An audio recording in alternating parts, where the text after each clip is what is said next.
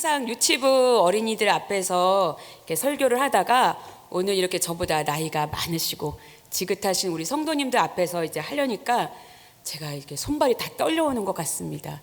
근데 저만 긴장하는 게 아니라 제가 보니까 여기서 지금 저를 보고 계시는 성도님들도 같이 긴장하는 게 지금 느껴집니다. 키도 작고 눈도 별로 크지도 않고 별로 목소리에 힘도 없어 보이는데, 그리고 남자도 아니고 여자가 저기서 제대로 뭐 하나님의 말씀을 들려줄 수 있을까라는 이렇게 긴장과 염려로 저를 보시는 것 같습니다. 네, 저는 목사님 소개처럼 우리 운정교회가 처음 세워질 때부터 미취학부를 이제 하고 있습니다. 어린아이들에게 이 어려운 성경 이야기를 어떻게 하면 아이들이 알아들을 수 있는 언어로 쉽고 재미있게, 그리고 또 그들의 언어로 의미를 담아서 이 하나님의 말씀을 잘 전달할 수 있을까 매주 고민을 하다 보니까 저의 언어가 어느 순간 굉장히 어린아이다워졌습니다. 그래서 오늘 이렇게 말씀을 들을 때 저는 목사님들처럼 막 성경 말씀을 길게 풀어내거나 막 여러분의 마음속에 아멘 아멘 하며 담아낼 어떤 그런 지식적인 그 재간도 저에게는 없습니다. 그러니 오늘은 말씀을 들을 때 긴장하지 마시고 동화를 듣듯이 한 편의 동화를 내가 오늘 듣고 간다 라고 생각하고 편안한 눈으로 저를 바라봐 주시면 좋겠습니다. 네, 오늘 저희가 함께 살펴볼 본문은 굉장히 짧습니다. 본래 이 구절은 앞에 18절에서부터 시작되는 말씀과 함께 연결됩니다. 가정에서 아내는 어떻게 해야 되는지, 남편은 어떻게 해야 되는지, 이런 관계들에 대해서 쭉 이야기를 해주고 있는데, 제가 이 18절에서부터 시작되는 본문 중에서 굳이 이 두 구절만을 떼어서 오늘 여러분과 함께 나누고자 하는 데는, 우리 애가 하나님을 믿는 이 신앙은요 분리될 수가 없고 언제나 유기적으로 연결되어 있기 때문입니다. 그래서 가정에서 나의 모습과 교회에서 나의 모습과 직장에서 나의 모습이 상당히 다르다. 만약에 스스로 점검을 해보셨을 때 나 정말 너무 다르다 이런 생각이 드시면 오늘 말씀을 통해서 분리가 아니라 내가 어느 곳에든지 이런 모습으로 살아가야 되겠구나 하고 다시금 결단을 해볼 수 있는 그런 시간이 되기를 바랍니다. 23절 말씀을 함께 같이 읽어보겠습니다. 시작.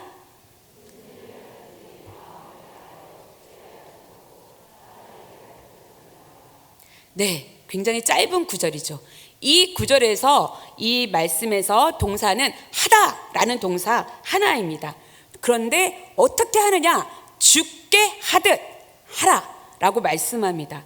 스치듯 이 구절을 읽다 보면 별로 이렇게 불편하지 않아요. 그리고 우리는 그래, 내가 교회에서 봉사할 때, 내가 우리 목장 식구들을 만날 때, 내가 부서에서 봉사할 때 죽게 하듯 해야지. 그럼 당연하지, 맞는 말씀이야 라고 우리가 동의가 될 거예요. 그런데 뒤에 바로 나오는 말씀, 사람에게 하듯 하지 말아라. 저는 이 말씀을 읽을 때 상당히 제 마음이 불편해졌어요. 사람에게 하듯 해야 하는 거 아닌가? 이제까지 우리는 사람에게 하듯이 하지 않았는가? 도대체 이 말씀은 사람에게 하듯 하지 말고 죽게 하듯 하라, 심지어 무슨 일을 하든지 죽게 하듯 하라라고 얘기하는데 굉장히 마음이 불편해져서 이 말씀을 다시 정독하고 하나님이 우리에게 주시는 그 뜻이 무엇인가 묵상하기 시작했습니다. 여러분, 사람에게 하듯 한다, 이거는 내 눈에 대상이 분명히 보이는 겁니다. 대상이 분명히 보이면요 일을 할 때 그렇게 어렵지 않아요. 이 사람의 성향, 이 사람의 스타일, 그리고 이 사람들이 내가 지금 봉사하는 대상들이 원하는 것을 정확히 파악을 하며 거기에 맞춰서 우리가 일을 굉장히 효율적으로 아주 잘 해나갈 수 있습니다. 그런데 오늘 이 말씀에서 적당히 일을 해나갈 수 있는데 하나님은 그렇게 말씀하지 않고 이 말씀에서 도대체 무엇을 말하는가, 제가 이야기할 때 3년 전에 처음으로 운정교회 왔을 때 가장 저를 혼란스럽게 했던 거는 우리 미취학부 예배였어요. 3년 전에는 영화부가 없었습니다. 그때 교회가 처음 시작됐을 때 유치부 공간 안에 영아, 그 아이들부터 시작해서 영아들의 부모님 그리고 유치부 아이들까지 한 공간에 막 뒤섞여서 예배를 드렸어요. 그러면요, 그때 지금도 생생히 기억하는 게 성령의 9가지 열매로 설교를 하는데, 성령의 9가지 열매 다 아시죠? 예, 온유, 사랑, 희락, 화평, 오래 참음, 자비, 절제, 이 어려운 단어들을 어떻게 영화에 맞춰야 되는지, 영아들이 이해할 수 있는 언어는 도대체 무엇인지 너무 혼란이 되는 거예요. 그런데 또 영화에 맞추자니 유치 이제 7살, 6살 아이들은요 시시하게 여겨요. 너무 쉽다고, 그게 뭐냐고, 재미가 없다고 막 자기들을 무시한다고 굉장히 시시하게 여깁니다.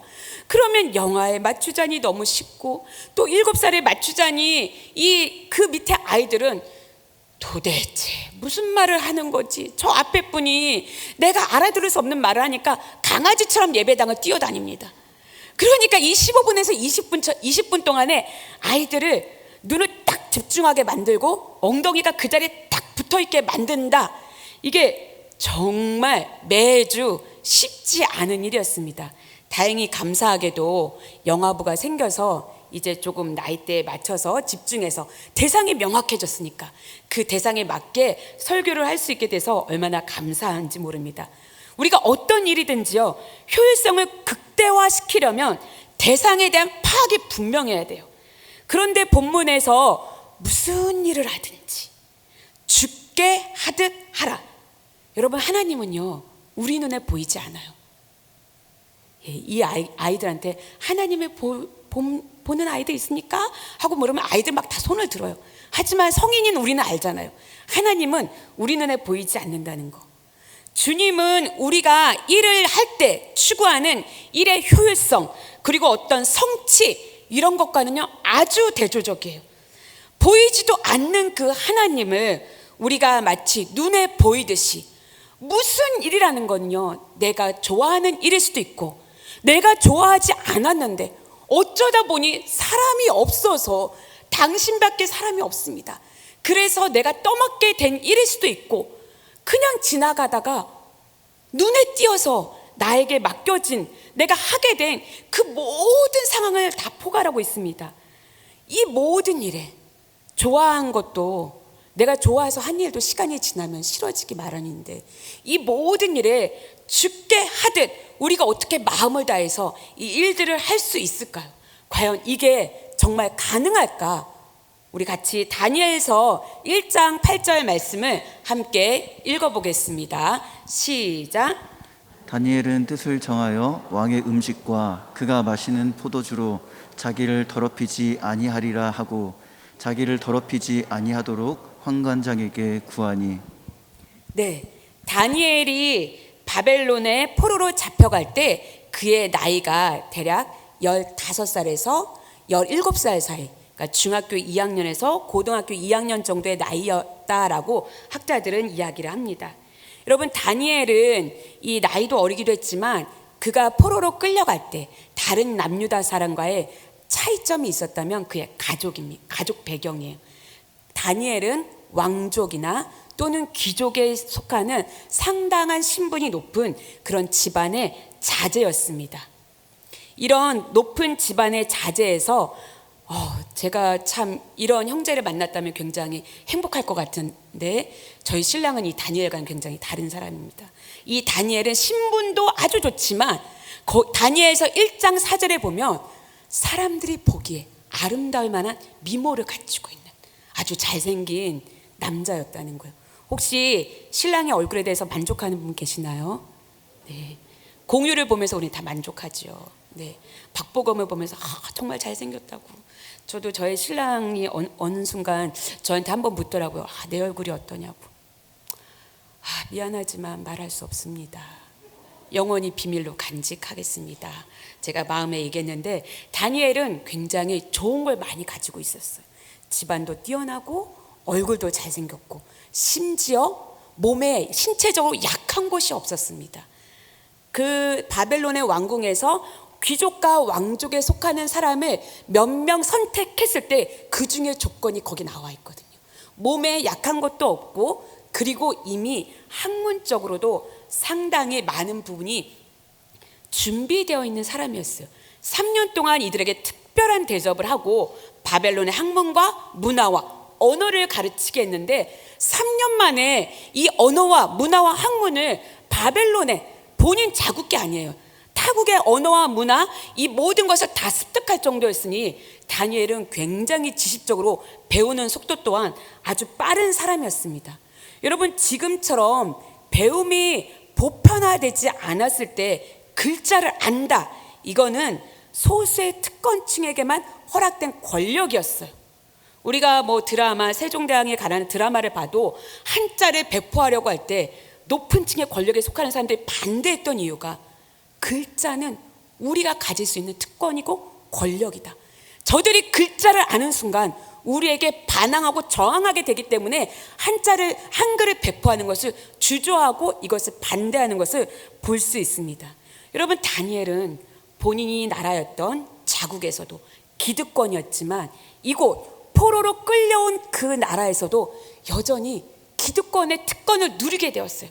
황금 라인을, 정말 특별한 그 라인을 타게 된 것입니다. 그러면 우리라면 이건 하나님이 주신 기회다.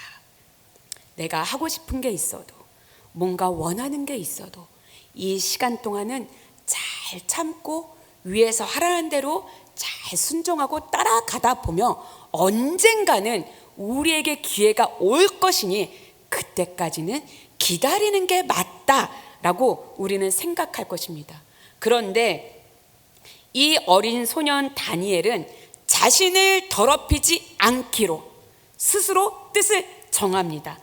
그리고 이 더럽히지 않을 수 있는 그 방법으로 그가 선택했던 것이 바로 왕이 내려주는 그 산의 진미 같은 그 음식, 포도주를 먹지 않고 그냥 흔한 야채를 먹는 방법을 속합니다. 여러분, 이게 뭐 특별하겠어 라고 하지만 그 당시의 음식은요, 로마 시대까지 음식이란 이 식재료는 기득권만이 누릴 수 있는 특권이었습니다. 밑에 서민과 평범한 사람들은 우리가 지금 흔한 먹는 갈비나 고기 이런 거를 매 순간 먹을 수 있는 게 아니었어요. 그들은 그냥 야채, 죽을 써서 먹는 게 일반 사람들이 먹는 거였습니다. 그런데 영양제도 없던 그런 시대에 다니엘은 그것을 거부하고 나는 하나님 앞에서 내 마음을 지키겠습니다 하면서 그것을 거부합니다. 아니, 하나님이 내려준 기회일 수 있고 하나님이 내려준 은혜일 수 있는데 다니엘 스스로가 그 특별한 그 사람들만이 받을 수 있는 그 혜택 속에 들어가는 것을 스스로가 거부합니다. 그리고 그 뜻을 실천하고자 환관장을 찾아가죠. 그런데 여러분, 아직 어린 소년 다니엘의 눈에 비춰지는 이 환관장이 얼마나 크게 보였을까요? 다니엘은 아직 청소년이에요. 힘이 없어요. 그리고 본인의 나라는 패망해서 끌려온 그런 신세예요. 지금 자기 눈앞에 있는 이 거대한 성인 남자 환관장은 이 거대한 제국 바벨론의 왕의 신하입니다. 등치도 크고 키도 크고 힘도 있고 권력도 있는 그런 사람이에요. 눈에 너무 확연하게 비춰지는 그 권력을 가지고 자기보다 힘을 가지고 있는 그 사람 앞에서 다니엘은 자신의 소견, 자신의 마음을 정확하게 나눕니다. 한 마음을 흔들림 없이 나눠요. 어떻게 그렇게 당당하게 나눌 수 있었을까? 다니엘의 마음속에 가득 차 있는 하나님의 사랑, 그리고 그 하나님이 어떠한 상황에도 자신과 함께 할 것이라는 그 믿음이 다니엘 안에 깊게 있었던 것입니다. 여러분, 마음은 아무도 볼 수 없는 나만의 공간이에요. 이 공간 안에 무엇을 담고 있는지는 보이지 않습니다. 그런데 신기한 건요, 내 마음의 공간에 무엇을 담고 있는지는 내가 보여주지 않으려고 해도 시간이 지나면 보여지고 나타나게 됩니다. 그는 잡혀오기 전이나 잡혀오고 난 다음이나 다니엘의 마음의 공간에는 하나님으로 가득 차 있었어요. 그러니까 아직 어린 소년인데도 불구하고 그 자기보다 거대해 보이는 힘을 가진 그 위협적이고 두려운 환관장 앞에서도 그 사람을 두려워하지 않고 그 사람을 두려워하지 않고 뜻을 말할 수 있었던 것입니다. 다니엘은 추상적인 신앙인이 아니었어요. 오늘 매일의 일상을 하나님을 정말 사랑하고 하나님을 살아가는 실존적인 믿음의 사람이었던 것입니다. 그런 다니엘 앞에서 환관장을 보십시오. 그는 오히려 두려워 떨면서 자신의 안위를 걱정해. 내가 너한테 이것을 해주면 나는 내 목이 잘릴 텐데, 나는 쫓겨날 텐데 그러면 어떡하냐 라고 오히려 다니엘에게 이 상황을 어떻게 하면 좋을지 물어보는 그런 상황으로 바뀝니다. 여러분, 환관장이 그가 믿는 신이 없었을까요? 당연히 있었죠. 그런데 그는 바벨론이 믿는 그 신이 아니라 환관장은 자기 눈앞에 보이는 그 힘을 가진 존재, 왕을 더 두려워한 거예요. 어찌 보면 고대에서 전쟁은요, 신과의 전쟁이었습니다. 다니엘이 믿는 그 하나님은 이들 바벨론 사람들이 보기에는 진 거예요. 힘이 없는 거예요. 패망한 거예요. 그런데 그 환관장 앞에서 다니엘은 자신이 믿는 하나님에 대해서 아주 정확하고 분명하게 그 하나님에 대해서 말을 하고 있습니다.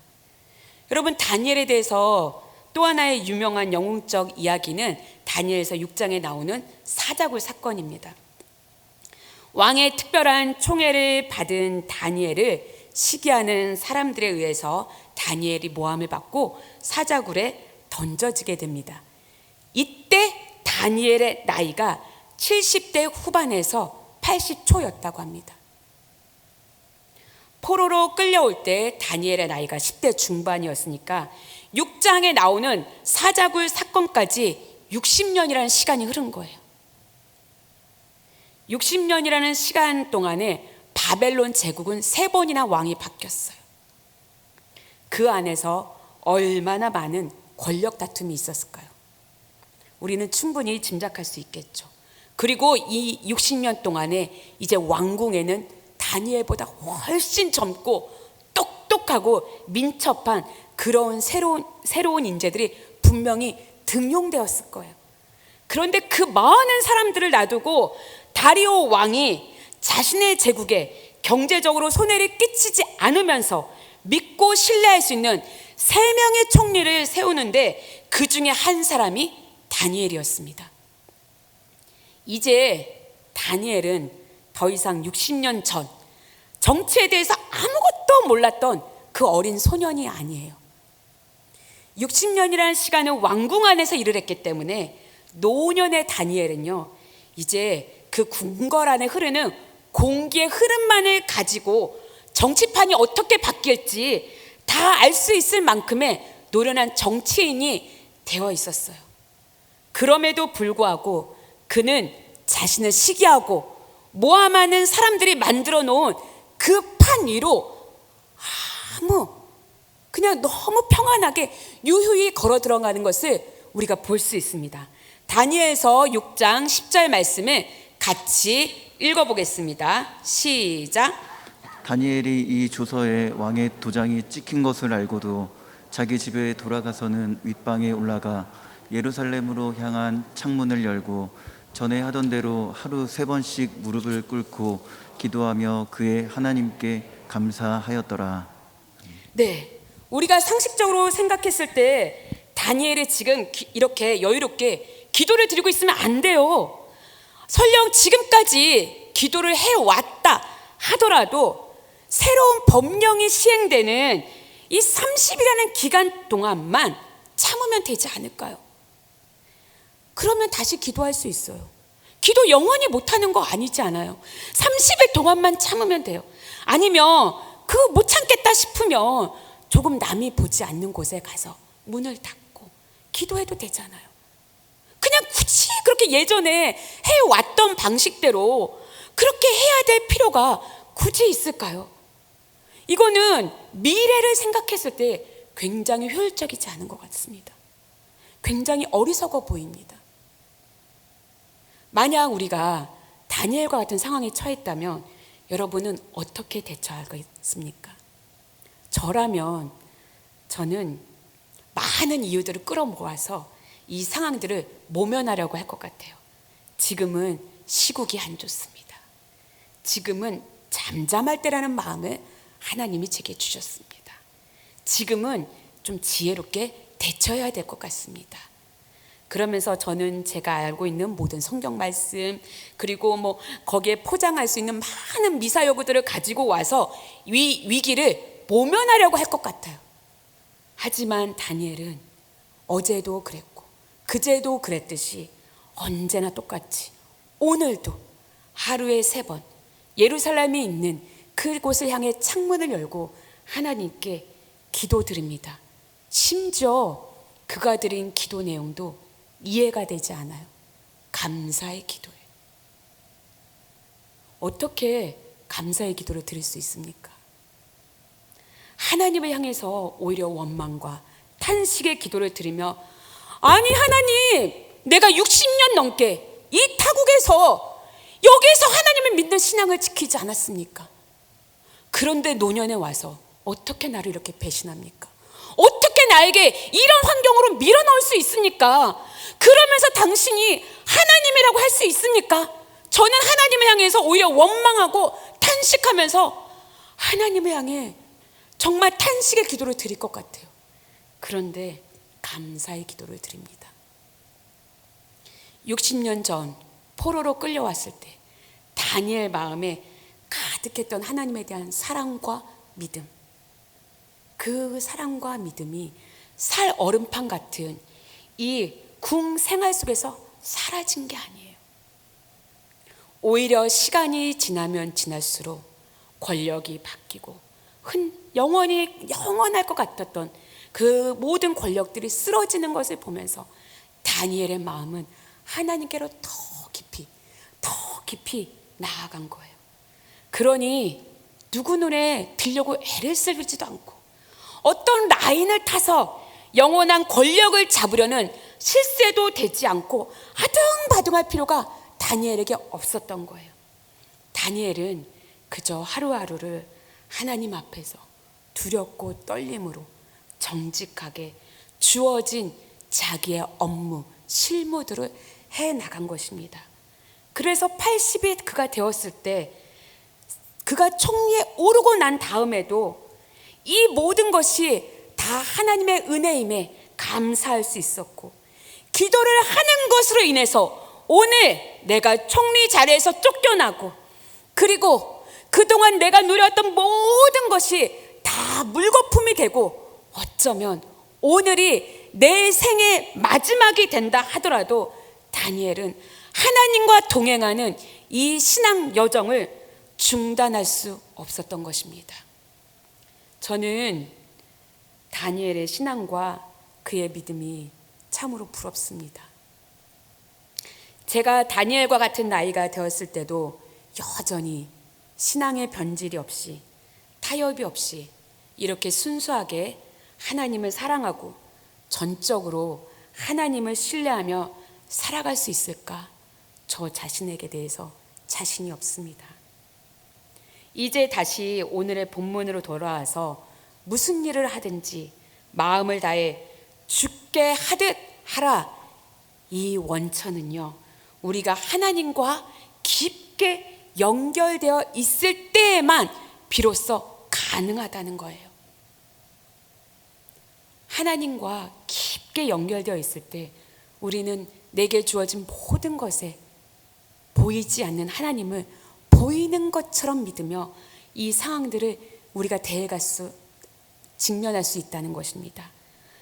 어쩌면 타자가 없이, 이웃이 없이, 나를 괴롭히는 사람이 없이 우리가 구별된 곳에서 기도만 하면서 하나님만을 찬양하면서 우리 하나님과 깊은 관계를 맺어가는 것은 어렵지 않아요. 기도원에 들어가 있으면, 막 3박 4일 동안 있으면 이 모든 것을 다 잃어버리기 때문에 하나님, 내가 다시 내려가면 잘할 수 있습니다, 막 이런 마음이 들죠. 하지만 막상 우리의 현실 속으로 들어와서 사람들을 부딪히고 내 가족을 부딪히고 교회 안에 들어와서 봉사를 하다 보면 우리의 마음을 괴롭게 하는 게 너무나 많지 않습니까? 그런데 우리 하나님은요, 우리가 혼자 우리만의 어떤 그 공간에서 하나님을 혼자 만나라고 하지 않고 우리로 하여금 세상 가운데로, 이 가족 안으로, 우리 직장 안으로 가라고 하나님은 우리를 부르시고, 또 우리는 그렇게 부름을 받은 사람들입니다. 여러분, 이건요 굉장히 불편한 거예요. 나와 피를 나눈 가족이 아닌 사람들에게 내 시간을 나누고 내 감정을 나누고 막 허비를 해야 된다. 그래서 공동체를 이루어 가야만 한다. 이게 얼마나 불편한지 모릅니다. 내가 죽어져야 되죠. 포기돼야 되죠. 싫은데도 동의해야 되죠. 굉장히 힘듭니다. 그리고 때로는 억울하고 속상한 상황 속으로 들어갈 때도 있습니다. 이 시간을 지난다는 게 고통스럽고 힘들 수 있어요. 그런데 우리 기독교의 신비는 언제나 고통과 더불어, 그리고 함께하는 이들을 통해서 이들에게 우리가 우리의 시간을 내어주고 우리의 감정을 내어주고 우리의 마음을 내어주는 것을 통해서 우리 하나님을 더 깊이 알아간다는 거예요. 사람들과 부딪힘을 통해서 하나님의 사랑, 하나님의 그 놀라운 깊이, 나만 사랑하는 게 아니라 저런 사람도 하나님이 품으시는 거구나. 하나님의 그 놀라운 사랑에 우리가 항복하게 되는 겁니다. 그러면서 우리는 하나님 앞에 순종하고, 하나님 다시 하겠습니다, 하나님 다시 들어가겠습니다, 그러면서 다니엘처럼 우리도 그 안으로 들어갈 수 있는 것입니다. 얼마 전 우리 아이와 이제 가족들이 함께 예배를 드리는데 아이가 이런 질문을 했습니다. 아니, 예수님이 꼭 이렇게 세상에 오셔야만 됐어? 그리스 신화나 다른 이렇게 어벤져스들처럼 아주 멋지게 오지 않고도 다른 방법으로 이렇게 어떻게 하실 수 없는 거야? 하나님은 신이잖아. 무슨 신이 이래? 아이 눈에는 굉장히 예수님이 힘이 없어 보이고 무기력해 보이고 엉뚱해 보이는 거죠. 아이의 질문에, 그래, 너 말이 맞아. 하나님은 더 멋진 방법으로 이 온 우주, 이 지구를 창조하신 분이니 더 멋진 방법으로 우리를 구원하실 수 있었을 거야. 그런데 하나님의 가장 멋진 방법은 언제나 희생이란다. 여러분, 우리는 지금 예수님의 오심을 기리고 또 다시 오실 예수님을 기다리는 대림절을 보내고 있습니다. 만약 예수님이 우리 위에 군림하고 우리를 통치하기를 원하셨다면 지금까지의 논쟁거리가 되는 이 처녀의 몸을 통한 잉태, 그리고 가난한 목수의 가정을 선택하지 않으셨을 거예요. 우리를 향한 하나님의 측량할 수 없는 사랑, 그 하나님이 당신의 독생자를 보내기로 선택하셨고, 예수님은 그 하나님의 결정에 순종하셔서 이 땅에 오셔서 우리를 위해서 자신의 모든 것을 내어주셨습니다. 나라를 사랑하고 교회를 사랑하고 가족을 사랑하는 이곳에 모인 우리 성도님들, 우리가 올해 2021년을 맞이하고 끝내고 다가올 해를 준비하면서 우리 자신을 좀 점검했으면 좋겠어요. 우리는 올 한 해 동안 어떻게 하나님을 섬겨왔는가? 우리는 정말 마음을 다해서 하나님을 섬겨왔습니까? 아니면 사람에게 하듯이 적당히 눈가림만 하면서 믿음 좋아요, 신앙 좋아요, 이런 말을 들어가면서 그저 적당히 타협하듯이 그렇게 섬겨오고 있지는 않았습니까? 그리고 공동체를 위해서 나를 내는 게 너무 힘들어서 여러 가지 이유들을 대면서 제가 다음에 준비가 되면 할게요, 제가 좀 기도응답 받으면 그때 할게요 하면서 계속 미루고 있지는 않습니까? 하나님은요, 모든 걸 다 하실 수 있어요. 그럼에도 불구하고 하나님의 방법은 언제까지나 미약한 우리들을 통해서 하나님의 나라를 더 아름답게 만들어 가는데 우리를 사용하도록 부르신다는 거예요. 여기에 있는 저와 여러분이 더 이상 미루거나 타협하거나 그저 주저하지 않고 하나님 하겠습니다. 하나님 무슨 일이든지 원하지 않지만 기쁘지 않지만 즐겁지 않지만 하나님 제가 죽게 하듯이 하나님께 하겠습니다 라고 순종하며 하나님께 칭찬받는 우리 모두가 되기를 간절히 축원드립니다. 우리 함께 기도하겠습니다. 우리를 위해 당신의 전부를 내어주시기에 이 땅에 오신 주님 감사를 드립니다. 주님, 우리도 주님의 길을 따라가며 주님으로부터 기업의 상을 받기를 원합니다.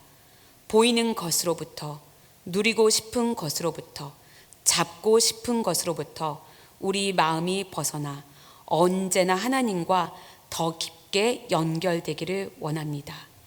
그래서 우리 또한 하나님의 뜻이 하늘에서 이루어진 것 같이 땅에서도 그 뜻을 이루어 가는데 온전히 우리를 내어주고 우리를 통하여 많은 사람들이 하나님의 나라를 경험할 수 있는데 우리가 사용되도록 하나님 우리를 도와주옵소서. 예수님의 이름으로 기도드립니다.